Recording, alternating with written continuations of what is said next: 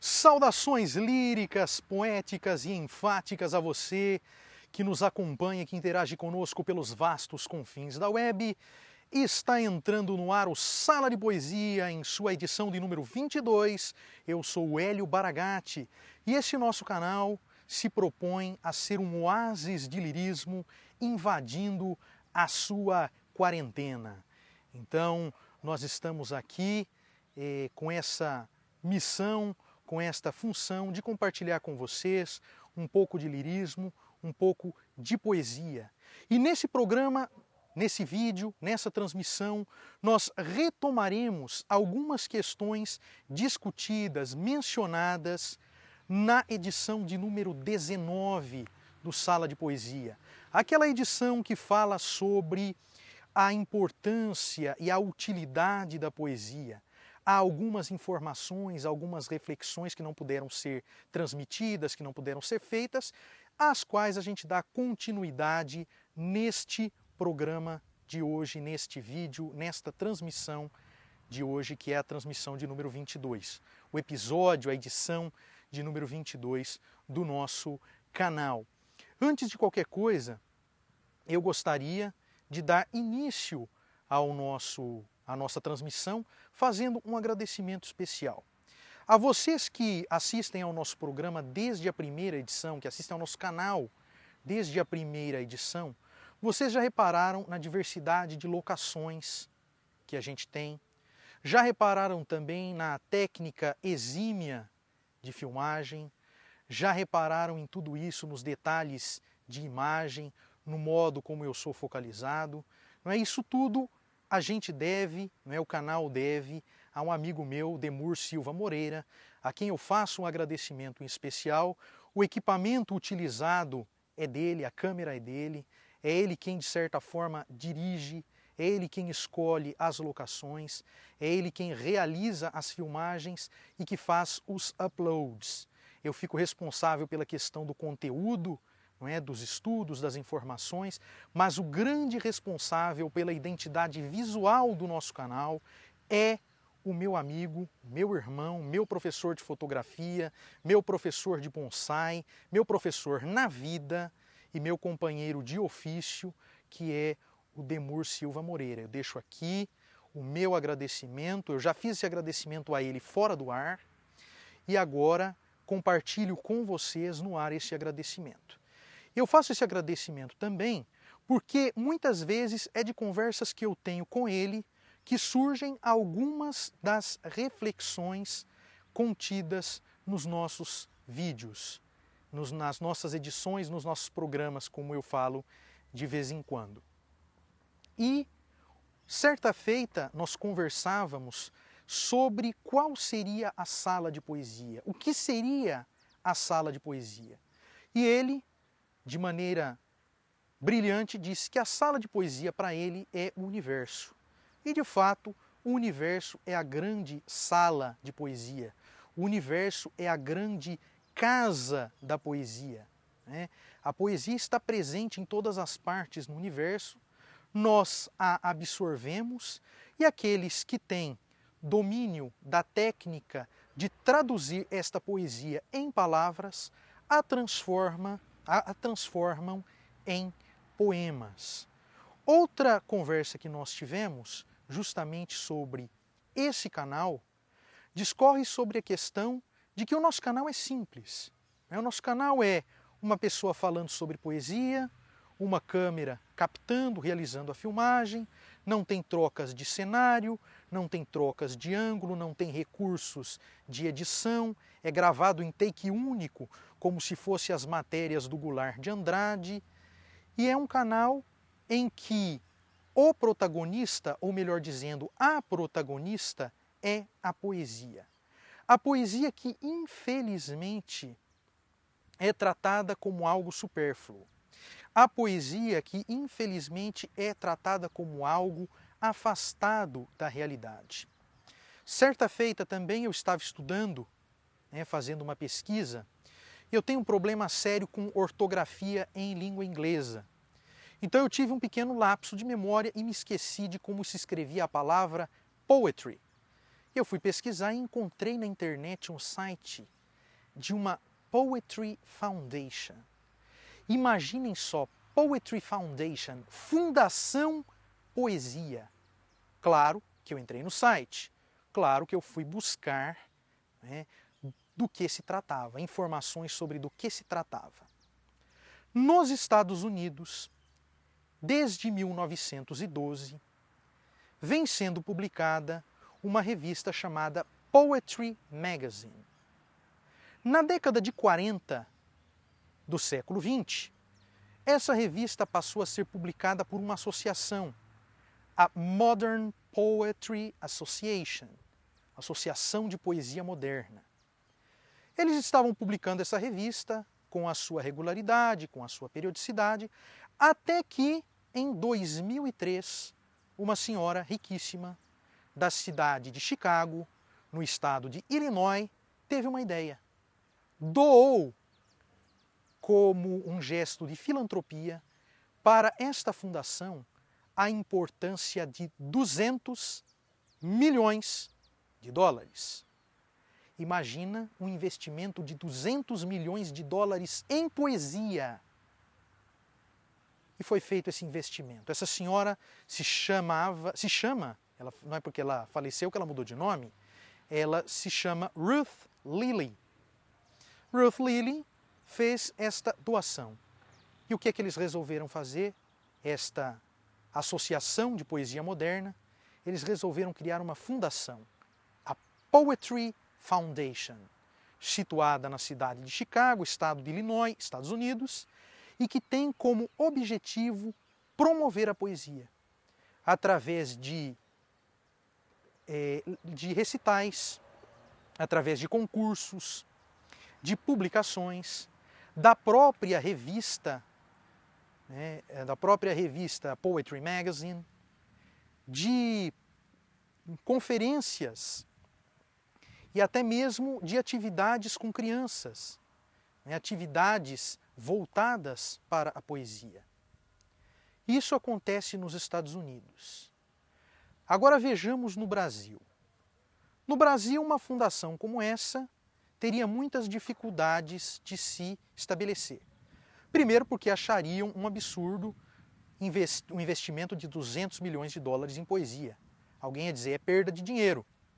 Você vai investir 200 milhões de dólares em poesia? Para uma fundação voltada para a poesia, é perda de dinheiro. Isso é o que iriam dizer. Também temos uma outra questão. O mercado editorial brasileiro é muito cruel com a poesia. As editoras regionais, as editoras menores publicam com regularidade os poetas, dão a chance, não é, de os poemas serem publicados, de os livros serem publicados, mas os grandes conglomerados editoriais não publicam poesia, só de autores consagrados. Drummond, Bandeira, Cecília Meirelles, esses são publicados. Agora o poeta que está começando, que precisa da primeira chance, que quer se divulgar, que quer tornar a sua poesia conhecida, esse infelizmente não tem chance. Ele não consegue alcançar esses grandes conglomerados. Por quê? Porque os grandes conglomerados editoriais têm um raciocínio simples. Poesia não vende. Poesia não vende. Eles dizem, a poesia não vende. Por que eu vou investir em algo que não vende? A poesia não vira filme. A poesia não vira filme. Embora, por exemplo, a história dos sonetos portugueses de Elizabeth Barrett Browning e o seu casamento, o casamento da Elizabeth com o Robert Browning, rendesse um ótimo filme se alguém resolvesse contar essa história. Nós vamos contar essa história um dia em um outro vídeo, em uma outra transmissão. Mas a poesia que se torna filme é a poesia narrativa.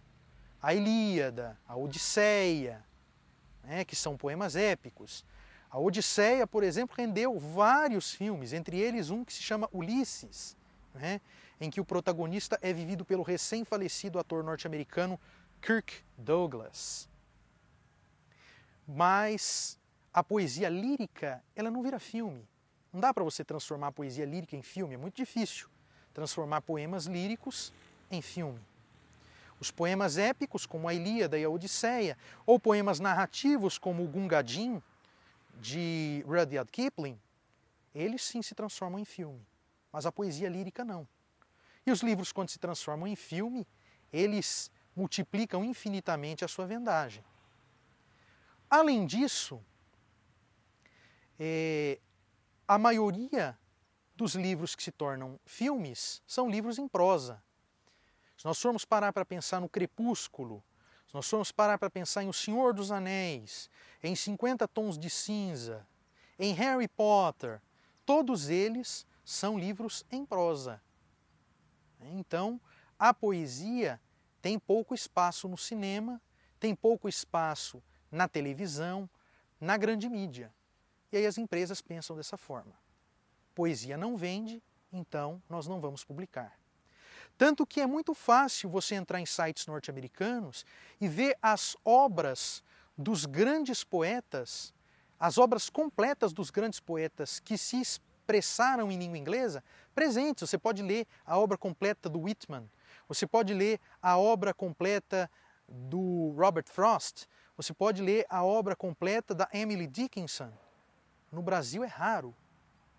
O Fernando Pessoa tem a obra completa, o Camões, o Carlos Drummond, o Castro Alves, Drummond não, mas o Castro Alves, mas é muito raro a gente ter acesso a isso. É um poema ou outro, isso quando o poeta não é completamente esquecido, não é silenciado, não é deixado em segundo plano, simplesmente não se faz qualquer menção a ele. Então, no Brasil, infelizmente, dá-se pouco espaço à poesia. O Emanuel Marinho, o autor daqueles versos que eu citei na nossa edição de número 19, Poesia não compra sapato, mas como andar sem poesia, ele mesmo diz o seguinte, que as crianças não aprendem sobre poesia porque a poesia é subutilizada nas escolas. Ela é utilizada de maneira errada. Leva-se o texto poético unicamente para fins gramaticais, para que o aluno encontre tal ou qual figura de linguagem, tal ou qual recurso estilístico, tal ou qual classe gramatical, o verbo, o substantivo, e não é ensinado ao aluno a fruição da poesia, as sensações que a poesia pode despertar. Então, começa nas escolas. Os professores não tiveram essa inspiração para a poesia, para abrir os olhos para a poesia desse jeito. E passam isso para os alunos, que vão passando de geração em geração. E aí cada vez menos poesia a gente vê na grande mídia.